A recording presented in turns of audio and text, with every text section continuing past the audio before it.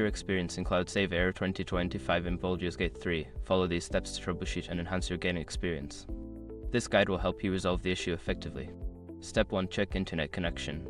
Ensure that your internet connection is stable and working properly. A weak or intermittent connection can cause issues with cloud saves. Step 2. Verify game files. Open your game launcher, Steam, GOG, etc. and navigate to the game library. Right-click on Baldur's Gate 3, select Properties, and then choose Verify Integrity of Game Files. This will check for any corrupted files and replace them. Step 3. Update game and launcher. Make sure both Baldur's Gate 3 and your game launcher are updated to the latest version. Updates often include bug fixes and improvements that can resolve cloud save issues. Step 4. Check cloud save settings. In your game launcher settings, ensure that cloud saves are enabled for Baldur's Gate 3. Sometimes, these settings can be inadvertently disabled. Step 5. Restart your device. If the issue persists, restart your computer or gaming device. This can help clear temporary glitches and refresh your connection to the cloud save service.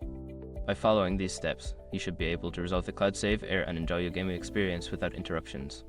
Happy gaming!